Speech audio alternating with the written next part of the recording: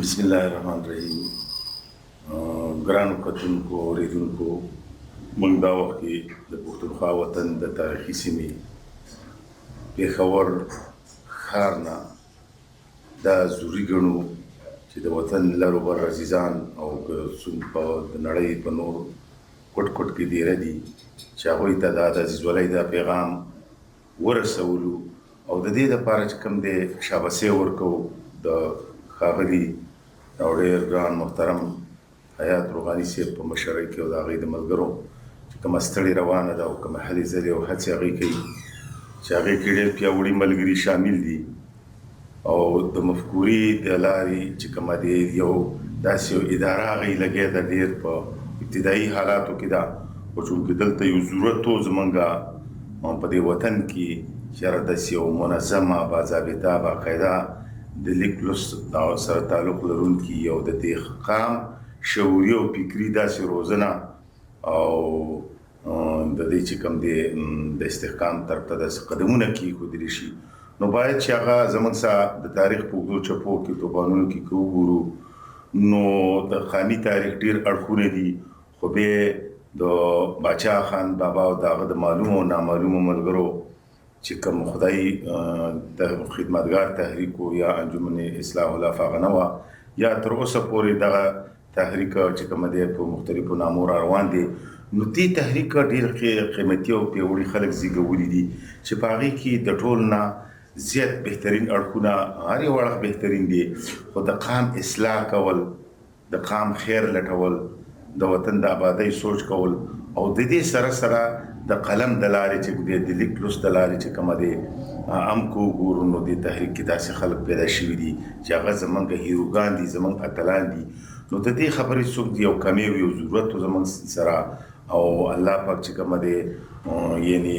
قلم ګواه کوي په قلم باندې چې کوم دی قسم خوري نون والقلم وما یسترون نو د اسلام د پیاوړي تعلیماتو د لارې د پښتنو د درنو روایاتو د زمونږ د تاریخ د اوږدو توپانونو چپو هغه اړخونه چې وګورو نو د لیک لوست چې کوم دی موږ ته ډېر زیات ضرورت دی نو په دغه حواله باندې چې کوم دی د مفکوري ملګري د یو ډېر قامي سوچ او د فکر د لاندې چې د وطن ته د امن ضرورت دی د وطن ته د آبادۍ ضرورت دی بیا موږ دلته د پښتانه په لر و بر وطن کې په دې سیمه کې چې کومه دی د څو کالو دا بدبختي را روانه ده خدای دې وکړي د هغې دپاره هم د دې هلې ځلې روانې دي موږ د دې تجاویزو او د دې تعلیماتو هرکړی کوو د ملګرو نه دا هیله لرو چې د دوی سره خپله په هر اړخ باندې چې کوم دی مرسته جاري وساتي بیا یا دلته زمونږ په دې نږدې ته ډیورنډ سپېرې کرښې ته نږدې د باجوړ نه واړه تر وزیرستانه پورې دا سیمه د اف سی آر یو ټغر دلته راخورو نو په دغه سیمه کې د پراخبنسټه اصلاحاتو په حواله د اف سی آر د ټغر غونډولو دپاره چې کوم دی د لیک لوست د لارې د قلم د لارې د ملګرو ډېرې هلې ځلې کړي دي موږ د دوی هغه قربانو ته او خدماتو ته هم چې کوم دی خراج تحسین پیش کوو او د دوی نه دا توقع ده او دا پیغام د دوی په ذریعه د وطن ته ورکوو چې وروڼه عزیزانو زموږ په دې وطن کې مسایل بېشکه چې ډېر زیات دي خدای دې وکړي دا وخت بین الافغان مذاکرات هم روان دي موږ دغه ته هیله مني باید چې طرفین ډزبندي او اوربندي اعلان کړي او خپلې ستونزې په جرګه باندې دا یو ډېر ارمان و زموږ چې افغانانو ته دا موقع فراهم کړي چې هغوی د خبرو د لارې د جرګې د لارې د مذاکراتو د لارې خپل مسایل حل کړي نو لهذا د هغې موږ هر کړی کوو د بین الافغان جرګې او د مفکورې د ملګرو نه هم چې کوم دی دا هیله دا توقع ده چې هغوی د اف سی آر د ټغر په غونډولو کې زموږ سره مرسته کړې ده د دې پښتون قام چې کوم دی ډېر زیات یعنې ټولنیز او اقتصادي او چې کومه دی سیاسي او قامي داسې مسایل دي چې دا قام د دې مسایلو نه راایستل غواړي خو د دې دپاره چې کوم دی شعوري او فکري روزنه او دا د باچا خان بابا د پښتون قام چې کوم د ګټې او د تاوان په بنیاد کوم تحریک را روان دی او په دې کې ډېرو د پښتنو